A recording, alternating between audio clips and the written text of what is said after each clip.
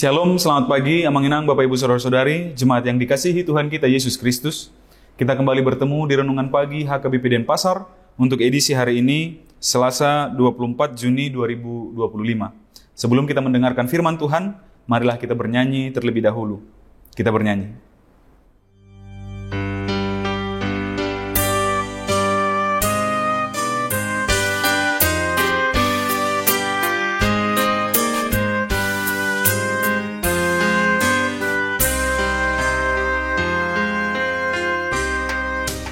Yesus Kristus Doma Nobis Ajol Maon Sasude Nani Agoni Sibolis Dimulana hidope Yesus Kristus Jora Jata Si Pangolu Sasude.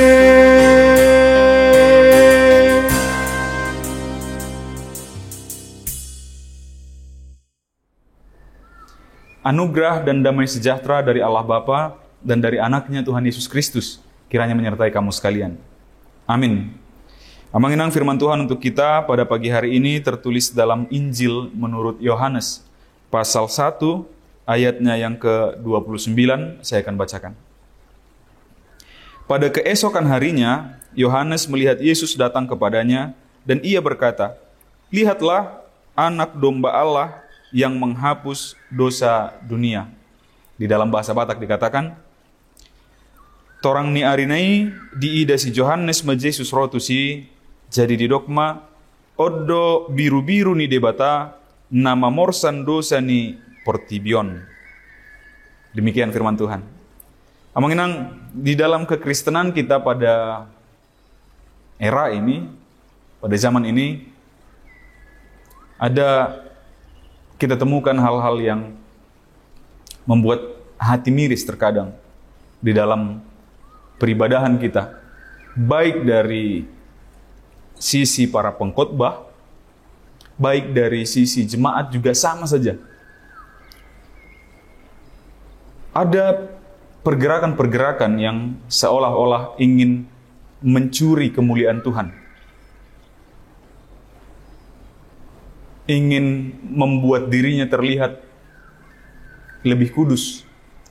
Ingin membuat dirinya terlihat lebih baik, lebih mulia dibandingkan orang-orang lain. Mengambil arah sorotan cahaya hanya kepada dirinya dengan embel-embel Tuhan Yesus. Inilah salah satu hal yang bisa kita pelajari dari Yohanes Pembaptis. Dia sebelum orang-orang mengenal Yesus, dia sudah punya banyak sekali pengikut. Dia sudah ditunjuk orang sebagai Mesias. Ada yang mengatakan dia adalah jelmaan dari Elia. Ada yang menyebut dia adalah sebagai nabi. Setelah begitu lamanya tidak ada nabi bagi orang-orang Yahudi. Tapi dia menolak semuanya itu. Dia tetap melakukan pelayanannya sebagaimana biasanya. Tetapi ketika ada orang katakan bahwa dia adalah Mesias, dia tolak. Ketika ada orang ingin berkata bahwa dia adalah Mesias, juru selamat itu, dia menolak. Padahal bisa saja dia punya pendukung, dia sudah punya platform, dia sudah punya apapun hal yang dia butuhkan untuk menjadi star of the show, menjadi pusat dari perhatian. Tapi dia tolak semuanya itu. Malah ketika Yesus datang, yang pada saat itu belum siapa-siapa, belum orang-orang kenali, dia belum melakukan mukjizat-mukjizat yang dapat diingat oleh orang yang membuat orang-orang lain kagum. Yesus belum melakukan itu. Tetapi Yesus datang. Ketika Yesus datang ke hadapan Yohanes, dia katakan, "Lihatlah anak domba Allah yang menghapus dosa dunia." Dia mengarahkan lampu sorot itu kepada Yesus. Dan dia sendiri menyingkir dari sorotan itu. Dia membiarkan Yesus itu semakin besar dan dia sendiri menjadi semakin kecil. Ini pelajaran yang bisa kita ambil dari Yohanes Pembaptis itu, Amanginan. Jadi kekristenan kita, ibadah kita, tujuannya bukan diri kita, termasuk doa-doa kita juga. Tujuannya, pusatnya bukan diri kita, tetapi biarlah Yesus Kristus itu sendiri, biarlah Allah Bapa yang mengutus Yesus Kristus itu sendiri, yang menjadi pusat dari peribadahan kita, pusat dari doa-doa kita, pusat dari kekristenan kita itu. Bukan diri kita, bukan kekudusan kita, bukan kehebatan kita, dan yang lain-lain. Tetapi biarlah semuanya itu kita serahkan adalah untuk kemuliaan nama Tuhan. Jadi kata kemuliaan untuk kemuliaan nama Tuhan bukan sekedar di dalam perkataan, tetapi benar-benar kita lakukan menjadi tindakan kita yang nyata. Biarlah Tuhan yang menjadi mulia, dan biarlah kita semakin kecil. Dia semakin besar dan kita semakin kecil. Amin. Kita bersatu dalam doa. Ya Allah Bapa, kami mengucap syukur atas penyertaan-Mu kepada kami hingga pada saat hari ini.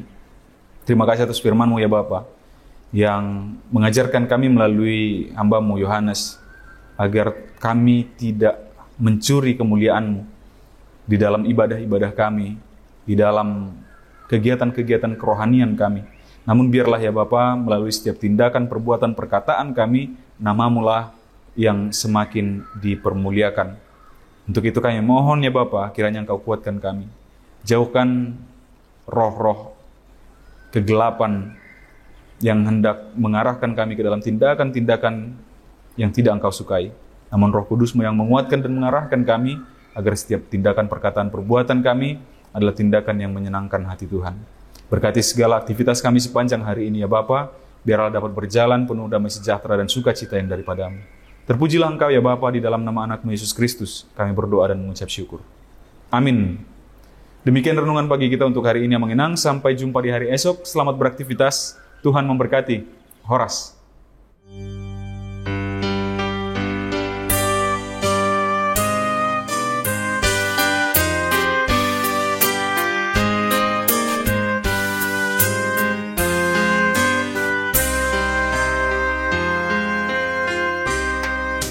Yesus Kristus Juru Selamat,